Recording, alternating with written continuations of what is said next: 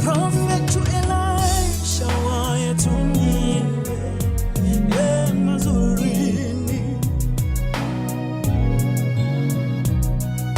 bafika naboJohana sibhekela phana emthandazweni uzongixolela kancane ke namhlanje ngishaywa na WhatsApp wami la ne studio awusebenzi nawo njengoba ngishilo ukuthi ayikhona ncingo zethu ayikhona into engizovela ngigijime ngiyekuyona ngizogijima ngiyela phana ngibheka ukuthi namhlanje ubani ozosithandazela qaphela singena into engizoyisho kuwena namhlanje. It is not over up until God says it's over. Yisho kanjalo ekseni kuwena namhlanje lapha khona mama ekhaya lapho khona bhuti ekhaya vusa umngani wakho uyomsiza ngoba esiyokhuluma namhlanje kuyolapha umphefumulo. Itopic esizokhuluma ngayo namhlanje yolapha umphefumulo. Sibonge kubantu bonke kade belaphana izolo epharmacy kaKhehlelezi endaweni yase Pietermaritzburg behambise ama CV sithi all the best and futhi makwenzekile wafonelwa ungakufihli lokho sicela ukuthi usho ukuthi cha banginikile umsebenzi kumanje nje ngiyasebenza ngoba besibabiza izolo abantu besingadlali ngabo. Ekseni kulesibili kumhla ka8 kuMashi 2022 sihlela phana kuvuma 103 sithela lapha na ku 103 kanti ke sesinazo ezinye indawo la abantu abasilalela khona kuzo zonke indawo. Uzokhumbula ukuthi eDunhouse sikhona, Newcastle sikhona, uziyofika lapha eGreytown sikhona, unyuke njalo uziyofika lapha eMnambithi sikhona.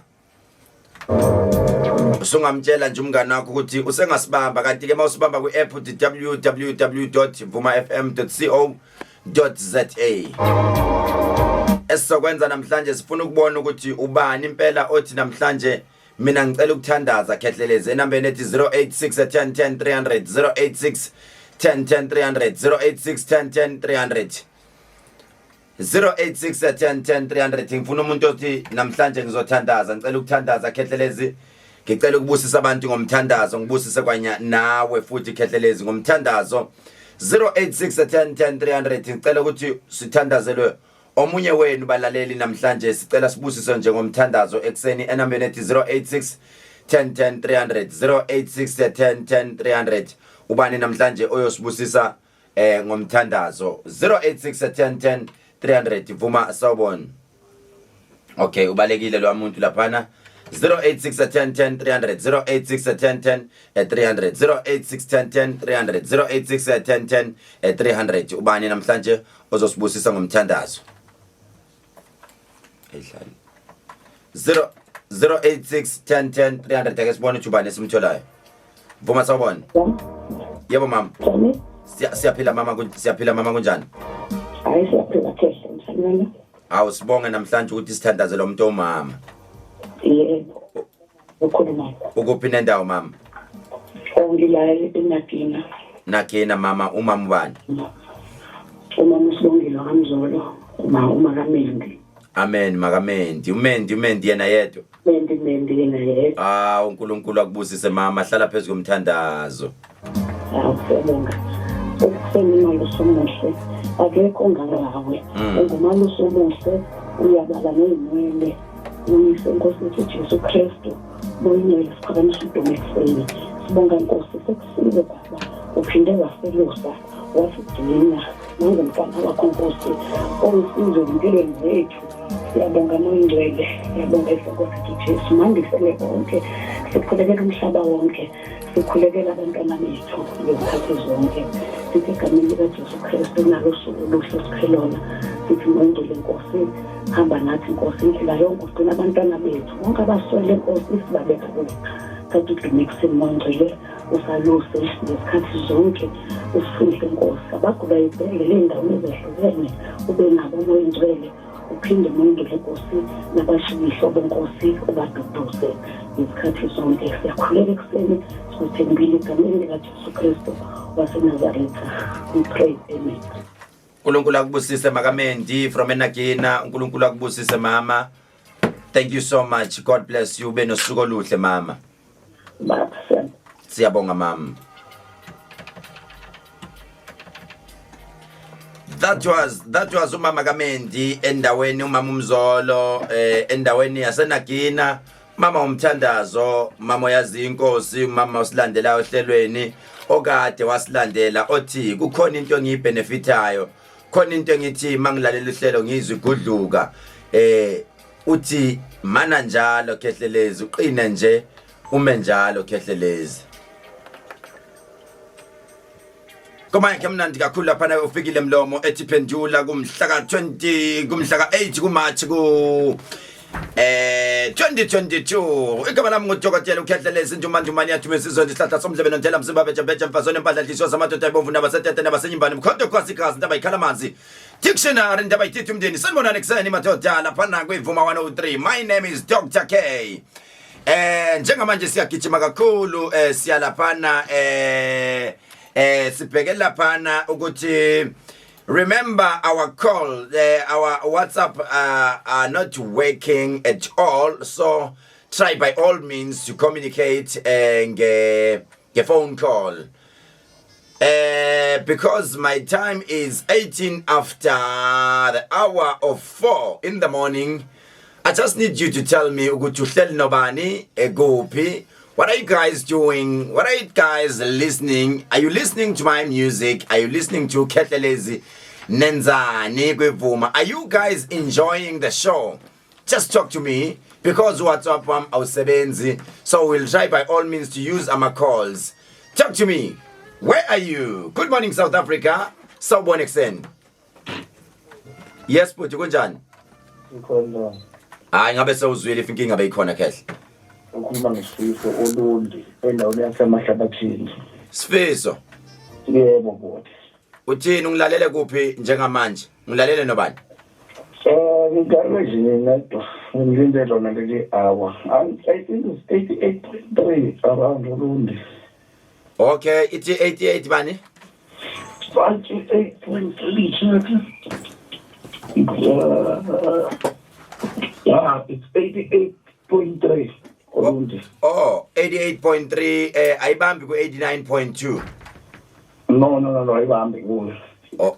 Wonderful. Siyabonga bhuti enjoy kodwa uhlelo mfowethu. Wakhula kwenzeni bala ngisebenza ngiyadile mkhosi. uNkulunkulu akubusise bhuti uyezwa. Yebo mkhulu, ngicela nami ube nosuku oluhle. Leyo ngiyasho ngiyabonga. Siyabonga Khehle. Right, that was ubhuti from Olundi Olmahlikahlika. Good morning South Africa. Talk to me. Where are you? What are you doing at this time? It is a healing hour on Vuma 103. My name is Dr. K. But Mr. Smiley, but uhlala nje enjalo nje nomoya wodwa. What are you saying about me? Where are you? Talk to me. Good morning South Africa. Sawubona mfowethu. Yebo sawona. Bhuti kunjani? Ngiyaphila njalo. Yes mfowethu ngilalele kuphi? Ngiselanda ePhola. Enande ePhola. Yebo, khuluma nombuyiselo uNzama. Uyalithanda mfowethu uhlelo? Ngiyalithanda kakhulu, ngicupha newashi nje ngoba sekumuntu ovukayo emsebenzini ukuze ngiqale ngilalele uhlelo manje ngibuye ngetohwe. Mfowethu before siye phambili nje vele uvuse mfowethu uvusela bani njengamanje ubani umuntu ofuna ukumvusa njengamanje ekseni uthi ufuna ukuvusa bani ekseni kwivuma? Ngokuvusa ubakwami lapha endaweni akaWusiyane eNdwedwe. Yeah, and who else? Ngiphinde ngivuse noma wami uMancumalo naye khona le eNdwedwe kaWusiyane. Phila bhuti uyezwa. Have a nice day. Ngiyabonga mfowethu. Right, siyabonga lapha eNdwedwe bavusiwe abantu. Ibavusile le ndoda lapha endaweni yaseNdwedwe. Uthi wake up guys. He is already up. Uthi yena he's preparing to go to work. What are you doing at this time? It is 21 after 4 in the morning on Vuma 103. Let me hear ubani osefonini. Emnqabeni molo. Molo yebo ngiyaphila. Kuhle mhlekazi kunjani? Uzakhele lo madlawande wemizini emathuneni. Usekholi Khehle? Yebo. Uphi nendawo eGoli? Linksfield from GP Hostel. Right mfowethu uthi uyalalela uhlelo lwethu. Ngiyalalela kakhulu umkhulu njalo nje ngalezizwe usuku emsakazo ngiyalalela nami uphupha umkhulu ngawe ngiyaphupha bese uzowa u4 mfowethu uNkulunkulu akubusise ngicela ukuzwa ukuthi uvusela bani ekhaya njengamanje obani nothi mabavuke. Ngivusela bonke abazali bami ngithi uNkulunkulu babusise nomkhulu ngicela ngizisele bonke. Yini madoda niloko nithi nivusela abazali kanti aninabo izithandwa zenu. UNkulunkulu khona. Mvusele phela wori baningi kakhulu uyasaba ukuthi usukuvusela omunye angakuzwa kahle khonza mfowethu vusela bani. Uyazi umkhulu ukuthi umuntu ofika kuqala umzali phambi kwabo bonke lawo ake silandele ngabo ake silandele ngesithandwa sakho ka uvusela isithandwa sakho umbize ngegama nesibongo mfowethu. Ngivusela isithandwa sami uShandiwe wabantu. Akalanga lo muntu njalo Akuzwa nisathandana ngempela akalanga lo muntu. Wami ngicela ngiyathanda kakhulu umkhulu. Usho Sho umkhulu. Uphile sosha uyezwa. Bengifuna ukubona ukuthi story sakho yasimela yini. Kakhulu umkhulu 100%. All right, my brother, thank you so much. Have a great day. All right, that was I forgot his name, but he's from Joburg. Use Linksfield njengamanje. I remember Linksfield uma ngine eye infection bangisiza lapha Linksfield Hospital in Joburg. Let me hear ubani ngimthola njengamanje. Vuma sawubona. Yebo mkhulu umngani. Ngiyaphila futhi kunjani? Ngiyaphila mkhulu. Sikhuluma nobani kuphi? Kunoma noSelele Shaka's Head Palito. Yes, Shaka's Head. Yes, my brother, how are you? Ngiyaphila ba. Right. Uyalalela uhlelo lethu kodwa noma uyaqala ukufika. Ngilalela kakhulu mfundo, ngilalela kakhulu. Ngesikhathi lokuhlola ngingangeni. Suke ngangeneke namhlanje akuhlola kungeneka kamnandi nje. Kungeneka kamnandi. Sazokususa lokho namhlanje uzozwa incingo uzongangeneki. Kodwa ke asale sesibavusela mfowethu banothi uyamvusa manje kuseni. Umdalisi le kodwa beka inkolo ndikuze yonke igroup ka professor PE Monji. Ngivuze nesithandwa sami apha Empinga. Akhona akhona. Hey baningi akhona mfowethu uhlala endabeni hlala emxholweni yemkhaya thetha mkhaya ukuze bakuve ba uyindoda enjani khawuthethe mkhaya ukuze banje indoda ewe mkhaya thetha baninso akhona ngoku ezinye izichaphu zimamele ngokuzithi akhona uthini lo muntu uzawuhlukanisa kakuhle mkhaya khawuthethe uthi akhona wapi lo muntu. Wakhona mkhulu kwa endasilibala isibongo mkhulu. Hayibo mkhaya. Wayidlisa ithi mkhaya. Bisilibele nyani. Yo. Ulibala isibongo somuntu wakho. Uhlelo lakho mkhulu ngithanda kakhulu mkhaya. Akayena wakagumede mfowethu. Akayena wakagumede. Akayena umalibongo wakagumede. Uyena malibongo wakagumede. Akayena wakagumede. Ubani mkhaya khawucinge mani kakuhle mkhaya. Ngani zopini. Ayi, ulihlubi mkhaya noma ulingelengele.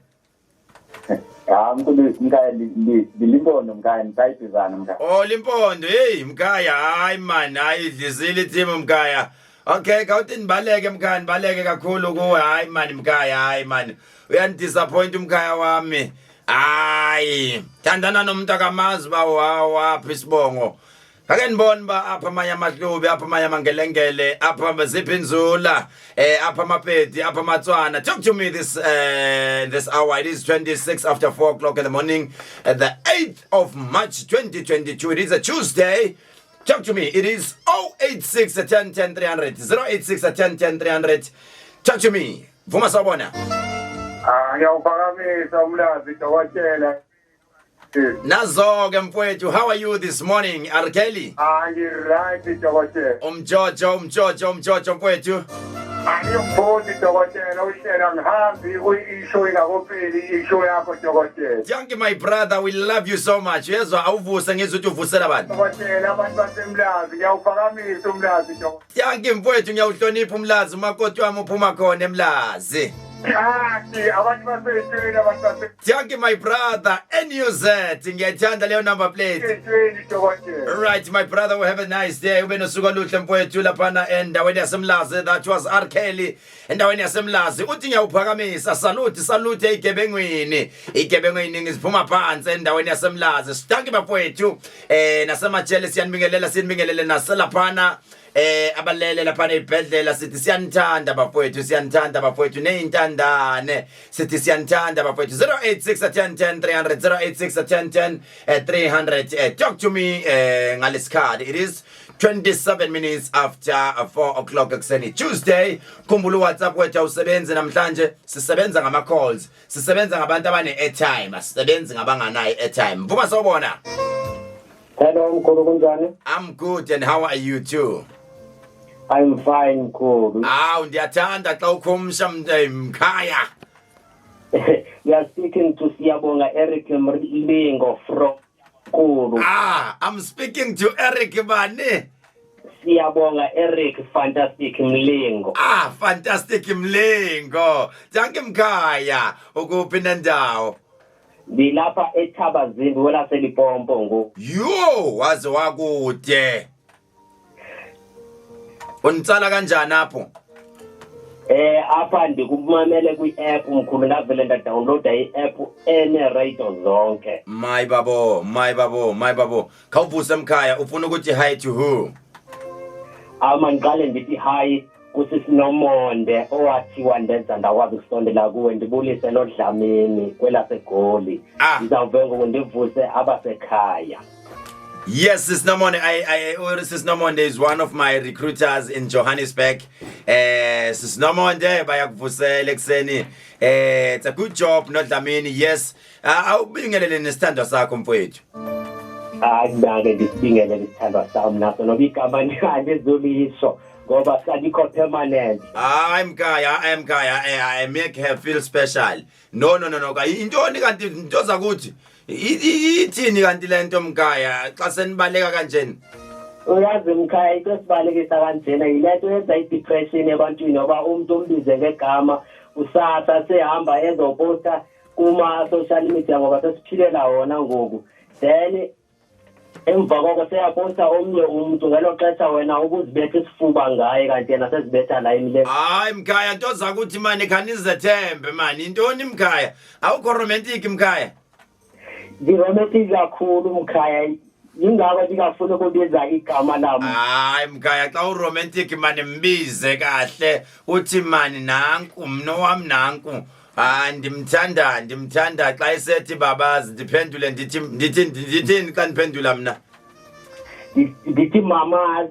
Ngizamthengela ntoni mkhaya? Ngizamthengela umuzi omuhle sentini. Thank you mkhaya, khawuthi ndikuyeke mkhaya, ndikuyekile ube nosuku olunemina emnandi eva. Nandi nawe mkhulu ayaliyabusisa inkqubo yakho mkhaya. Thank you mkhaya. Uthi mkhaya uzamthengela umzi omhle santini ejabulisa igane. 086 10 300. Today sikhuluma ngento namhlanje ngifuna ukuthi sithi siphawule kakhulu laphana kwi social media platform. Sikhuluma ngokuthi uNkulunkulu noma idlozi lakini likhipha kanjani esixukwini. Kunabantu namhlanje abahleli esixukwini. Mangithi uhlele esixukwini kunabantu abahleli phakathi kwabangani. They can't control themselves just because but in the middle of the friends basebenza ngemandate yabangani, basebenza ngokuthi abangani kube yibona babatshela ukuthi benze njani. You can't decide alone. Before you decide, you first uyo consult aqala kubangani. Uphuma kanjani kubangani? Ngifuna ukuzwa kuwena ukuthi ngiphuma kanjani kubangani, ngiphuma kanjani kwifamily. Not ukuthi ngiphume kwifamily ukuthi angisayifuni ifamily yami, but I need to be independent. Ngifuna ukuthi ngithathe ama decisions ngedwa noma ngithatha ama decisions noma kodwa masikhuluma ngomakoti sikhuluma ngomuntu omlobolile sikhuluma ngomuntu maybe naye asikhulumi ngentombi. You cannot take a decision with a girlfriend or a boyfriend, but it's either you take a decision with one of your family member, your mother or your father, or alone. Uphuma kanjani kubangani ukuze uNkulunkulu akubusise? How do you do that? Ibulele kanjani leyo nto isizwe sokuthi ngiphila ngaphansi kwabangani? Kunamadoda njengamanje ongakwazi ukuyidecide le ndoda kumele decide labangani ukuthi mina ngenza kanjani umakoti wami ngimthengelani noma umuzwa kwami ngiphila kanjani emzini kwami. Leyo nto ke sibulele isizwe kakhulu, sibonile isizwe sifa kakhulu. Kunabantu njengamanje abathi before ngenza into kumele ngiqale ngiyoconsult ekhaya. Lo muntu ubaba omdala unezingane unayo yonke into unomfazi akakwazi ukuhlala phansi nomfazi wakhe ba decide, but udecidelwa uma wakhe. Kunomuntu njengamanje ophila ngaphansi komthetho womzali wakhe kodwa sewashada umfazi wakhe umuntu onga exist. Kunomuntu njengamanje usisi noma umama ophila ngaphansi komthetho kabhuti wakhe noma phila ngaphansi komzali wakhe kodwa sewashada. Ngiphuma kanjani kuleyo nto? Kunomuntu njengamanje namhlanje ophila ngaphansi komthetho wabangani akakwazi ukudecide. Kunomuntu omphathi emsebenzini, lo muntu omphathi emsebenzini akakwazi ukurana ama duties wakhe kodwa inkinga ukuthi ufanele ukuthi aranele kuphela abantu basemsebenzini. Kunomuntu overpoweryo omtshela ukuthi enze njani. How do we come out of that? Nami ngudokotela uKhehlelezi, ngithanda ngothando lika love. Lapho khona kufanele wazi ukuthi ngiyakuthanda uyezwa. I like that smile. Yabona masawujula sawucabanga. Ngiyanthanda bafowethu. Ekseni it's 25 minutes before the hour 5. Ngiyanthanda bafowethu. Healing hour silapha inhliziyo yakho. Silapha ngothando, silapha ngokumotivate ngayo yonke indlela. Kungenzeka phumile endleleni, but today we are here to guide you. Ngiyanthanda bafowethu. Professor Khehlelezi kama nami ngizalwa phansi endaweni yaseMonfreya. eMonfreya kwesikhathi Mbikana isigodi. Othi mawungibona uthi qiya mtolo galweni. Sibonga sami leso ngindoda phansi eEastern Cape. Sakaza bukhoma sisendaweni yaseThekwini KZN. Kumhla ka8 kuMarch. Banye baholile, abanye bangena ekweletini, abanye abanakudla njengamanje. It is not over up until God says it's over. Igama lami uyalazi udaba ngiyakuthanda uyezwa. Ngizwe ukuthi ngithola abantu lapha kwi-phone elayinini. Inamba ithi 0861010300 0861010300. Cela ukhulume nami ekhaya ngizwe ukuthi wena yakuphatha kanjani leyo ndaba. Ake ngibone ukuthi ngithola abantu njengamanje. Vuma sawubona. Amen mkhulu. Sithandwa sami uyaphila. Ngiyaphila. Ngiyasithanda leso smile. Ngikuthanda mawusewuthi babazi. Yebo mkhulu. Yes, siswami. Yes, mina ngifuna ukuthi nje ngithi kule topic le namhlanje. Ngikhuluma nobani kuphi sithando sami? Ukhuluma noZina wakasibithi ngeleThekwini ngokuhlala. Yes, my sister. Yes. Ngithi nje mkhulu mina nje ukucela isibindi kuNkulunkulu uthandaza ukuthi ukwazi ukumelana nanoma yithi njengobhekele nayo noma usemsebenzini noma uyisemshadweni noma usekhaya ukuze ukwazi ukuthi ufunde ukuthatha izinqumo owedwa ngoba lokhu uhambisana nokungazithembi ukuthi uhlezi ufuna i-opinion yomunye umuntu. Imake sisi wena uke waba ku relationship noma uke waba nje kwi situation whereby uphila nomuntu ophila ngemandate yabanye abantu? Yebo mkhulu ngingabeka kanjalo. Oh Nkosi yami, I wonder akuyona boyfriend noma akuyona into. Oh Nkosi yami, sala ushare nami ngizwe sisi. Yebo mkhulu nje ukuthi nami mina kwekungenza ukuthi mhlambe into mangayiboni kahle ngibe nokuthi ngiconsult kakhulu. Oh lento ishaya wena. Oh wena ushaya iyo lento. Yebo manje nje ngaze ngathi ngathatha isinqumo sokuthi njalo futhi mangenza. Yazini lalela ngik-advise sho ukuthi nasesikole nokopela. Don't you think so? You couldn't decide for yourself, my sister. Wawukopela. Hayi mkhulu waphasa kodwa esikoleni wagcina kwamupha amabanga sisi. Ungaqeda nje mkhulu. Waqeda sure waphasa matric. Ngaze ngakopa mkhulu. Did you go to university? Yebo mkhulu. Waphasa? Kahle kanjani? Wawufunda ipi course? I-social work. Ufanele social work. Social work decide. Mkhulu. Siyakuthanda sisi yezwa. Siyakuthanda sisi ube nosuku oluhle siyabonga kakhulu uNkulunkulu akubusise.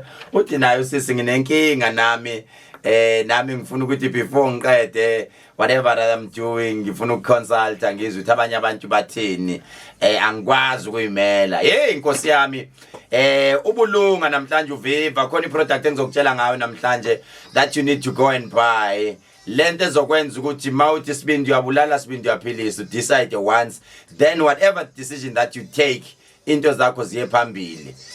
Right is 0861010 300 0861010 cela ungifonele uxoxe nami bhuti ngicela ungifonele uxoxe nami sisi ngifonele uxoxe nami mama ekhaya ukuthi I've got this problem as a mother nginomntanami ongakwazi ukuyidecidela yedwa lo mntanami ufuna ukuzwa njalo abantu ukuthi bathini. Vuma hello ngiyaphila bhuti kunjani mhlekazi? Siyaphila nguNeto evelcom mkhulu. Evelcom kwaze kwakude mfowethu ngibamba ngeapp. Ngibamba kwe-app mkhulu. Okay mfowethu ithini into yakho nansi indaba isixakile la? Inetwork yami yabheka mkhulu ukuthi angivanga kahle topic yokuthi. I-topic isikhuluma ngokuthi kungenzeka ukuthi wena njalo mawuzothatha ama decision ufuna ukuconsulta kumuntu noma wakwaphila nomuntu osesixukwini sabantu ongakwazi ukuyidecidela yena. Lo muntu njalo ufuna uqale aconsult abanye abantu before maybe waphila nentombazane iyayikade ihamba yoconsulta kubhutwayo noma yoconsulta kumawayo before nifike nikhuluma into ithi hayi zobuye ngitshele ntambama ufuna uqala ushare idea nabanye abantu noma wena ukwazi ukuyidecidela wena uwedwa ufuna uqala uzwe abanye abantu ukuthi bathini wena uthini lapho? Mkhulu udaba lolu manje ngami ngithathele izigqibo ngaqala ndodwa mina. Wena uyazithathela isigqibo? Ngithathela khanya ubendibethayo ukuthi ukuhlala kuba khona abantu abazawulwa izigqibo zami ngithathayo ukuthi wayithatha izigqibo ezinjalo zindodwa ngaba-consultant. Okay mfowethu siyabonga uphile nje uyezwa? Siyabonga mfowethu all the way from Evelcom. Siphinde bafowethu sike siyeke lento ukuthi bomama kakhulu omama kakhulu ake ngenikhuze bomama ake niyeke lento ukuthi nithandaze phambi kweingane thola ukuthi ngoba phela kunomama wakwathi ungizwe ngelinye ilanga anisathandazi nina bomama omama basathandazi sebeyasiceba kahle kuNkulunkulu yazi niguqa la ekhaya niyathandaza mawuthi uyawulalela lo mthandazo ayikucetshwa wena uzwe nje sekuthiwa baba uNkulunkulu umbheke nalo baba naye kunezinto azenzayo engasayitholi kahle kusathandazwa lapho noma sekucetshwa wena thola umunye umama uthandazileke one of the days uthandaza phambi kweingane ingane yakhe ku grade R kuthiwa ingane nayo izwakala esikoleni sithandaza nayo phela ngithi ifunda kumama yathi ingane uNkulunkulu ubheka nalomshado wami ongahambi kahle ongachitheka noma inini ingane njalo grade R ithi inkosi ibheka nalomshado wami ongachitheka noma inini hey madoda nibheke ukuthi nithandaza kanjani phambi kweingane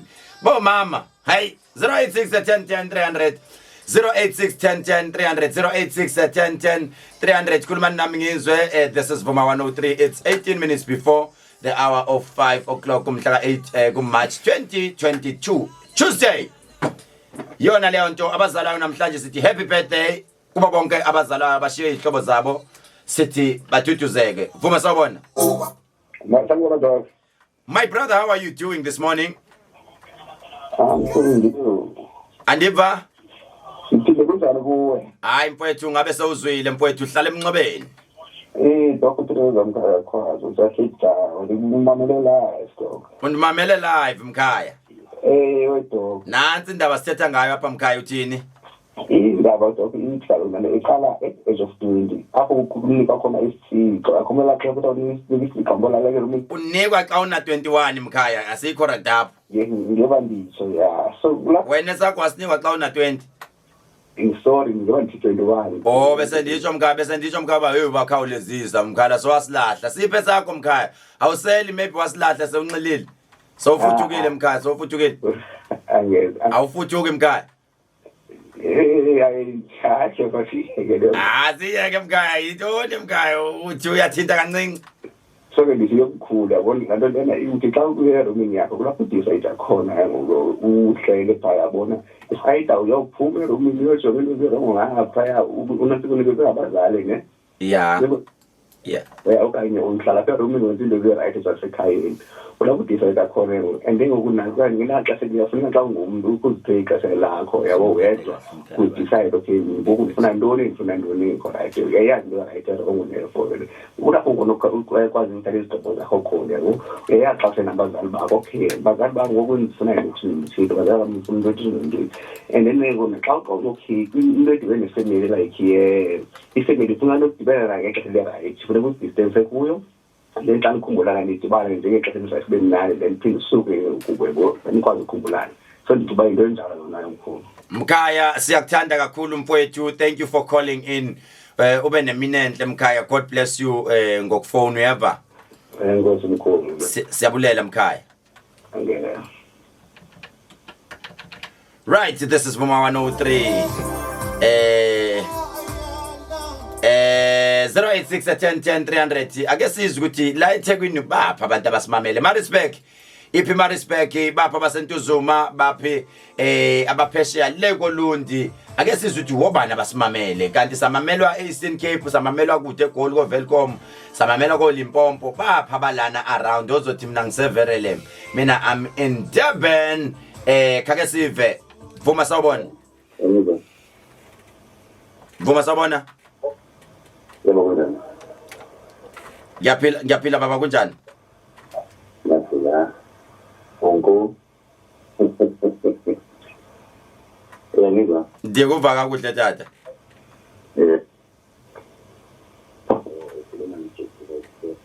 Awuzwakali kahle futhi ngiyacela unyusizwe lakho Khehle. Yangizwa manje. Sengiyakuzwa baba. Ngiyabonga. Uthini Khehle? Ukhuluma noJesu. Yes, ePitoli, yes bud. Hayi ukuthi nami ngiya kule situation leyo. So they involve pregnancy ukuba nomntwana phela. So ukuthi umuntu angakhona ukuthatha ama decision. So baphela kanjalo ke. Kuphela kanjalo nomuntu wakho uthandana naye? Yeah. Oh yena wayengakwazi ukuyithathela ama decisions. Yeah. Oh Nkosi yami but uyafuna ukumbuyisa? Ngiyafuna manje. Angezwa baba? Kona hayi. Kodwa manje ngendlela othi ngayo ikhona lento emesifubeni edliso elisha uselikhona ku. Ngishikhetha mama. Ima kushuthi alikho ledliso elisha selikhona lapha. Angazi. Awufuni angezwa phothi? Hayi manje ungidlulise Oh kahle kahle wena uthanda lo sewunaye manje. Akekho manje akekho. Awunaye mfowethu? Hayi khuleka khona inamba engizoyishiya uthatha uyifonela. Ayikhona. Woy bokwenze njani lento ethi ngafuni abantu besifazane? Hayi ngifuna ukuphila kancane. Nkosi yami mfowethu. All right futhi siyabonga kakhulu ne. Hayi siyabonga mfowethu. Thile ndoda isafuna ukuhila bosi sekade senibhekile hayi mani kancane. Uthi usafuna ukuhila nje kancane because wahetheka kakhulu 0861010 vuma sawubona. Ngiyabona. My sister kunjani? Ngiyaphila. Ngikhuluma nawe kuphi? Service state today. Yes my sister ubani igama nesibongo? Igama noma ngalisho kodwa umahadebe. Sisa uthi mina ngingengane yami engayikhatheleza ingqondo.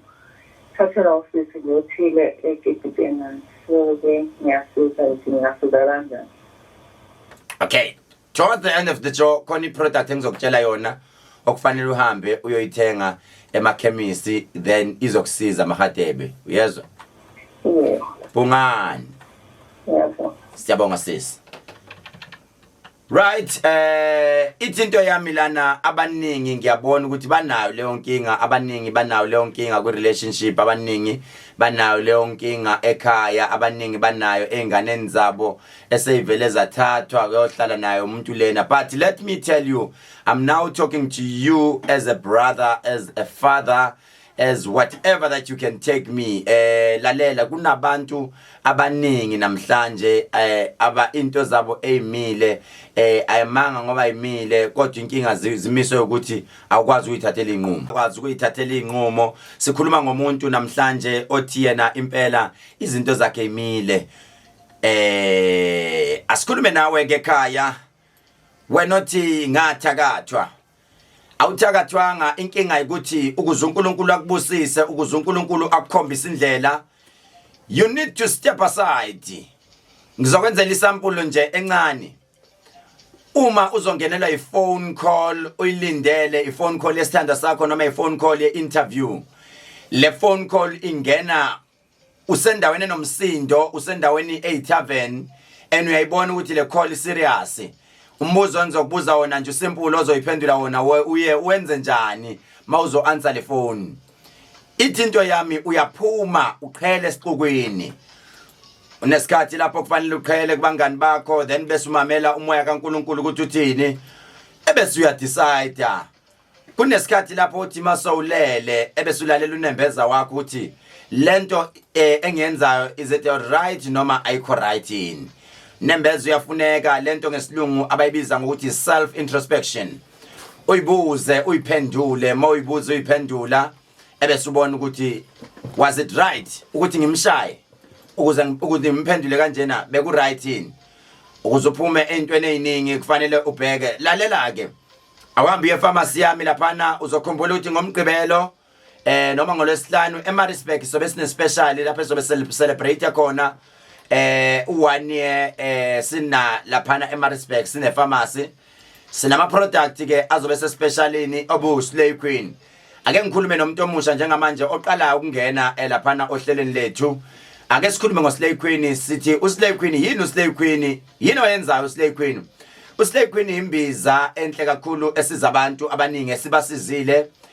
Kungenza ukuthi umntwana esikole uyafunda unenkinga ukuthi mawulele ebusuku phupha kabi amaphupha akho uyaphohlwa ekseni masovuka sisikubuza ukuthi uphupheni awusazi nokuthi uzophendula uthini. Slay Queen uzokusiza ke unenkinga yenyawo lapha ekhaya njengamanje ziyajuluka lezi inyawo zakho ziyavuvukala. Unenkinga yamadolo, kunomuntu onenkinga yamadolo umama ekhaya noma obaba. Nenkinga yesifo sokuwa noma unenkinga yesifo sokopha non stop. Lalela ke thatha le product abathu Slay Queen.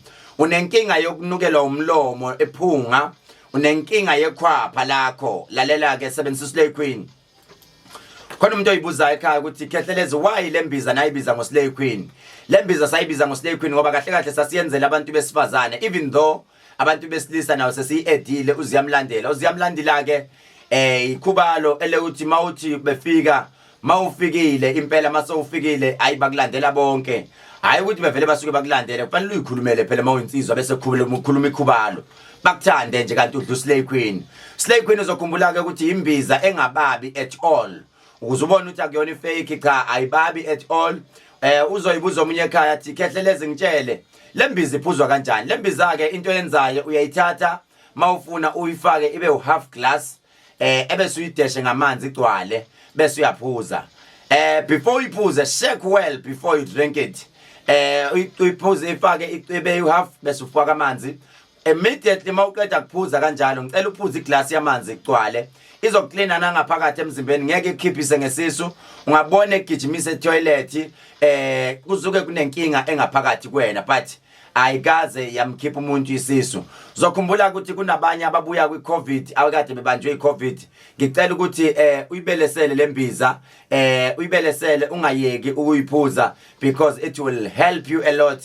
Khona omunye umuntu othi mina ngidla amapilisi alezi insuku HIV and AIDS. Lalela ungawayeka amapilisi wakho ngiyacela lembizi yasebenzisana nodokotela wesilungu. Phuza amapilisi wakho afuthi ayikabani nayo futhi uyiphuze lembiza ngoba izokuvuselela amasosha omzimba emzimbeni wakho. Sibe ne product laphana abathi ugadumuzi noma abathi yes ugadumuzi ke sisebenzisa kakhulu kobaba abanemizi noma komama abanemizi idala ukuthi ingxabane ekhaya noma lento ehlala kuyisichitho kancane niyaxabana ekhaya kusuke kuyichitho lezo into esuke idala isidina phakathi kwenu insipho leyo okufanele ufike ekhemisi lami lapha uthi ngifuna ugadumuzi uzokhumbula ke ukuthi asiqedanga lapho sibe nayo magic oil lamafutha amancane lamafutha ke that is why sithi magic oil ngoba uthi mawuhleli uthi mawuthe ebhodleleni awasekho ahambile lamafutha isikhathi esiningi asetshenziswa umuntu kakhulu odlala iCasino nomuntu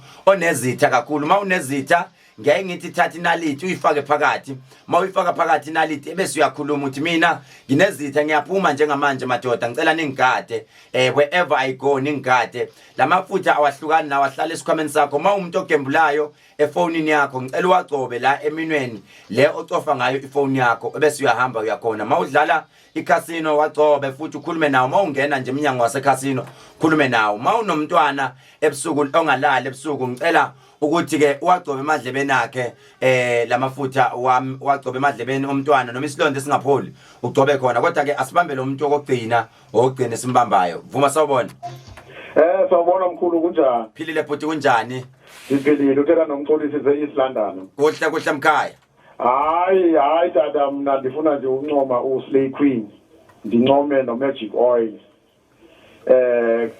izinto nje ezisebenzayo emna ngizibonile andithethi ngento endiyive ngabantu ngizibonile and mna ngoku kubivula ifamasi apha e-East London I think 2 weeks ago ikuphi nendawo bhuti ngoba khona umuntu othi mawuzokhuluma uthetha ngefamasi ufuna uyazi ukuthi indawo phi ifamasi yabona khosa nje igama lestrato ngophathi kawuse Oxford Street kuku-Standard Bank behind Standard Bank ukhona i-building kuthiwa i-Central Square apha e-East London wenze ntoni uSlay Queen kuwe phana no-magic oil uSlay Queen ndimbone kwintwana yami encane ene-5 years ndimbone kwintombi yami ene-14 years emntana bebenamaqhakuva apha ebusweni uSlay Queen apha ebusweni mani wancedwa nguSlay Queen bebesele uSlay Queen yani ba-ojele uSlay Queen kusise ekuthiwa ngusinoyolo ngoba ingekabikho famasi ke apha e-East London yes bhuti